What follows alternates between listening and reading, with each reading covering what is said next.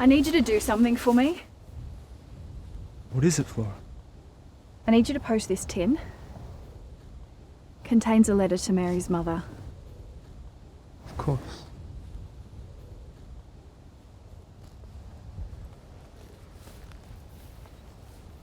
It'll take me 2 or 3 days to get into town and back. Got a half day of business and banking to do anyway. Will, please be careful. Of course. I'll see you in a few days.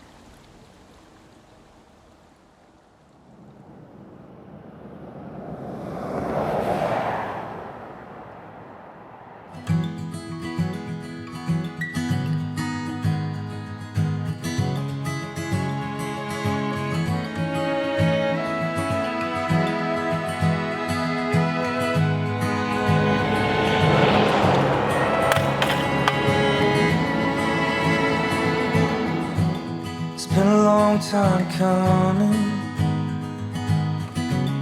took the long way around, but I think I see something coming up from the ground.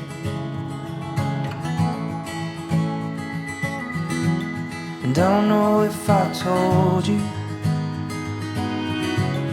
but I think you're the world. Yeah, and I got this feeling you could be my girl.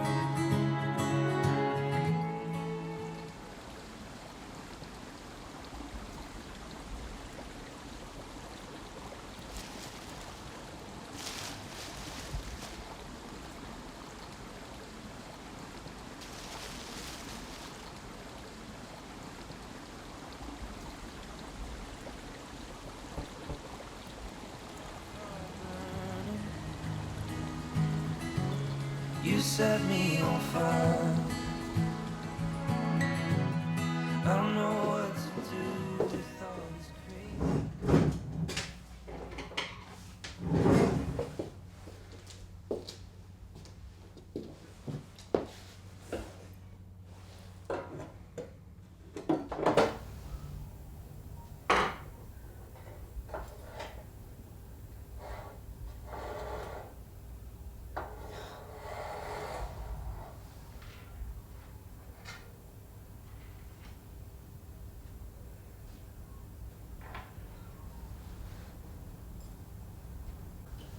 Mrs. Kerrigan.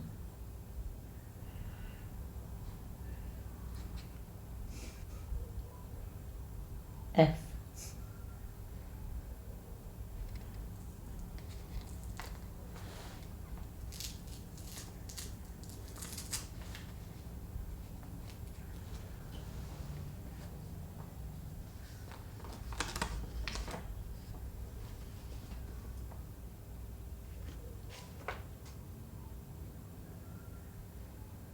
First of July 1850.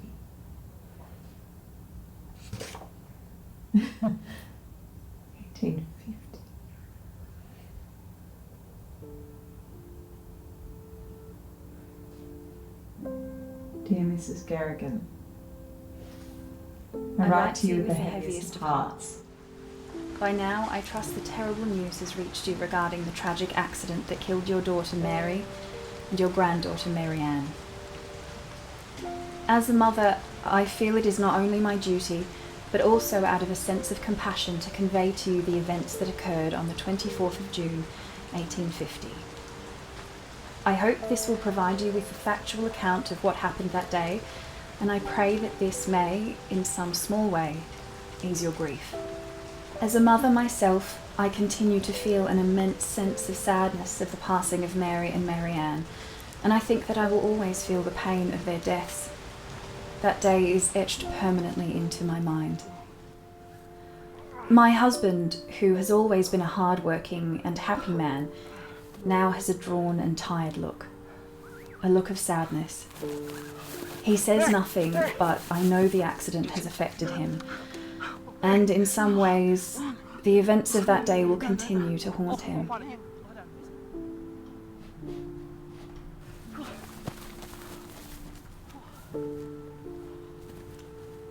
The day the accident occurred was in the midst of our winter, but it was a beautiful and sunny day with blue skies and hardly a cloud in the sky. Thomas, Mary and Mary Ann were returning to their homestead at Bolero Station after having been to the nearby township of Queanbeyan to collect supplies. They were on a section of track that is rather steep, situated about 2.5 miles from our homestead here at Bobeyan. The track there can be a little rough sometimes, but apart from the steepness, it is a majestic section to travel through, surrounded by the tall timber of the mountain ash eucalypts and prolific with bird life. It is here that the accident occurred, for reasons known only to God. The dray that they were riding in overturned. Thomas, miraculously, was only slightly injured. Sadly, Mary Ann was killed instantly, but Mary initially survived the accident and Thomas carried her from the accident scene to our homestead seeking help.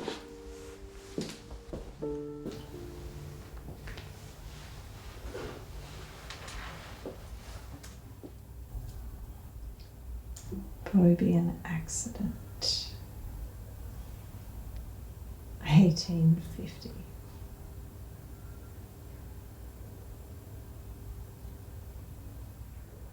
The accident happened on the 24th of June 1850.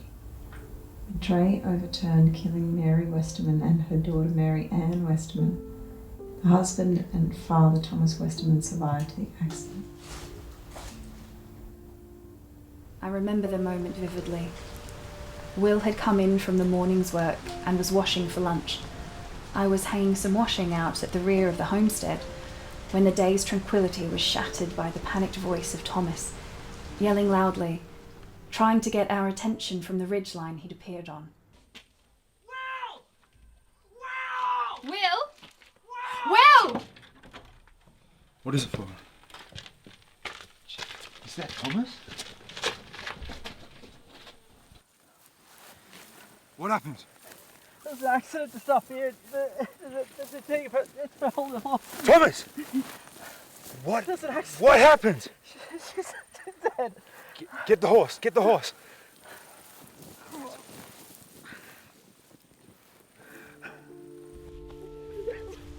I remember vividly the wait for Will and Thomas to return. It felt like the whole thing was a dream, that I was somehow detached from the reality of what had occurred. I wished it had been only a dream. I had covered Mary with a blanket, and I hope you will gain comfort that she was not left alone. I stayed with her for the time that Will and Thomas were gone. I said a prayer for Mary, and I worried so about the outcome for Mary Ann. Eventually, Will and Thomas returned, and when I saw that Thomas was carrying Mary Ann, I was momentarily filled with a joyous feeling, thinking that at least the child had survived. As I approached them, I saw the forlorn looks on their faces. They were so pale and expressionless. I shall never forget those looks. Is she...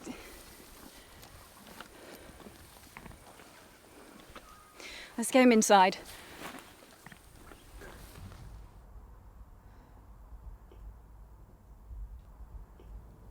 Mary and Mary Ann were buried near Bobeyan Homestead rather than at the accident site, which was some 4 kilometres to the southwest of the homestead. It is thought that this may have eased the grief of Thomas, knowing that the graves would be tended to by Flora. The Bobeyan Homestead is now only ruins after it was dismantled and removed by Parks and Conservation many years ago. There is a car park at the eastern end of the valley, and the homestead can be reached easily by foot from there. If you're looking for the graves, there are around 200 metres west of the homestead, past the creek, where the remains of what used to be an old orchard are located.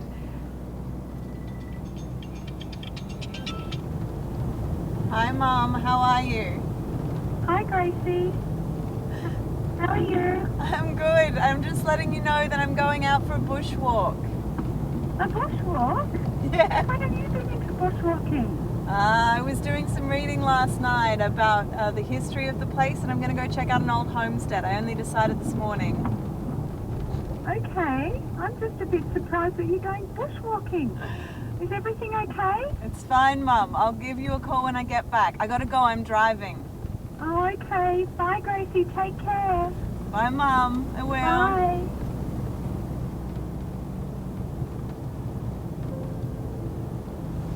I looked into the eyes of Will. There was so much pain. What he had been through had clearly had an impact on him. Thomas was cradling Mary Ann, and his head was lowered, staring blankly down at the ground. All I could think to do was to get him back into the homestead and warm him by the fire. I took hold of his arm, and at first he seemed to not understand what was occurring. But that was only a fleeting moment, and the reality of the day came back to him. We began to walk slowly, inching towards the homestead until we came to where Mary was, still covered by the blanket. Thomas stopped there, standing for what seemed like several minutes, staring down at Mary's form under the blanket while still cradling Mary Ann. Without a sound and without a word, Thomas bent down on one knee and gently pulled the blanket back from Mary, lowering Mary Ann and placing her in the arms of her mother. He bent down and kissed them both before pulling the blanket back over the two of them. Thomas never made a sound nor said a word. He was so silent. After returning to the homestead, Thomas sat at the table near the fire, and I sat with him. He stared blankly at the wall, still saying nothing. I thought it was best to leave him for the moment, knowing that once Will came inside, we would need to discuss the matter of Mary and Mary Ann's burials.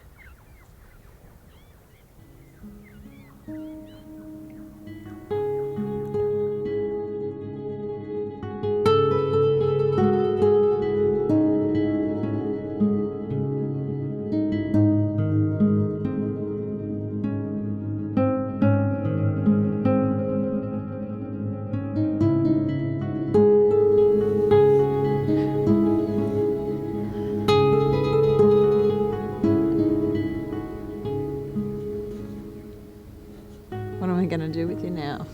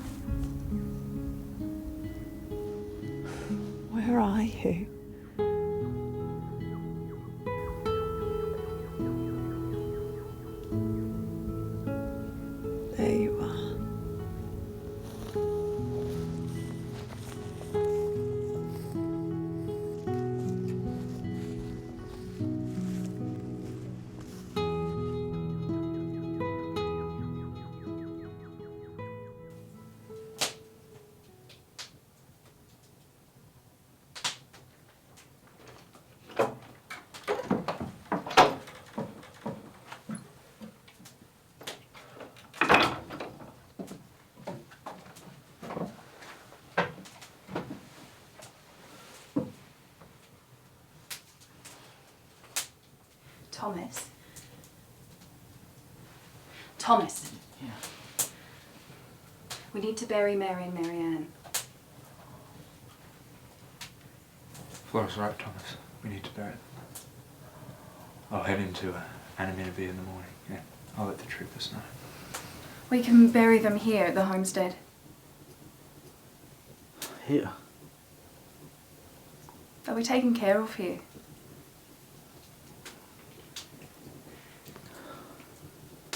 Promise to take care of them. Of course.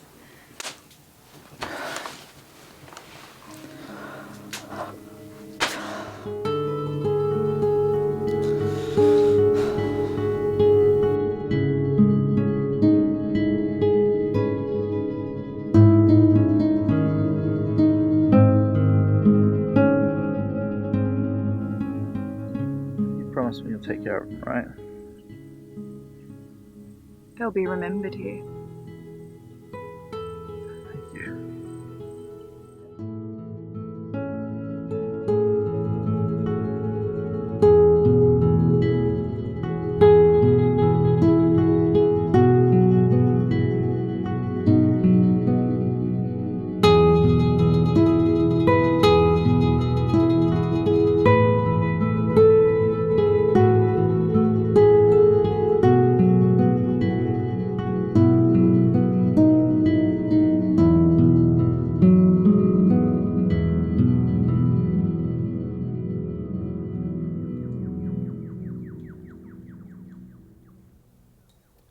You don't know me, but I feel like I know you.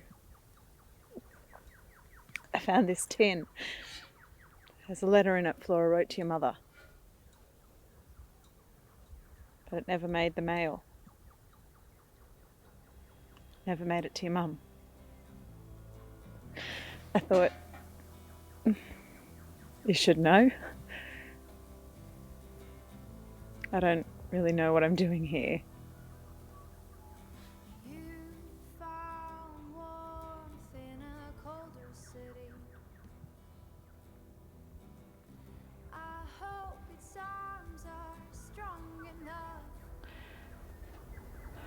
I think the best place for this is here with you. I think Flora would have wanted you to know that she'd written to your mother. And that you and Marianne had been remembered.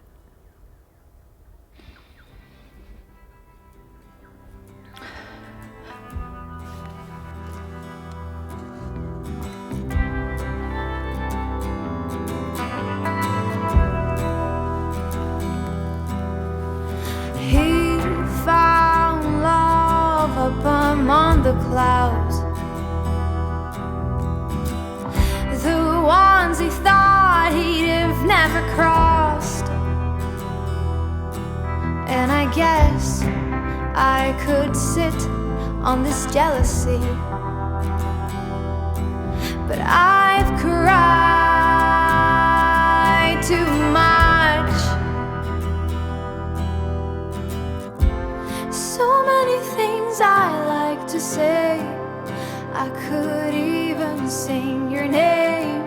So many things I like to say,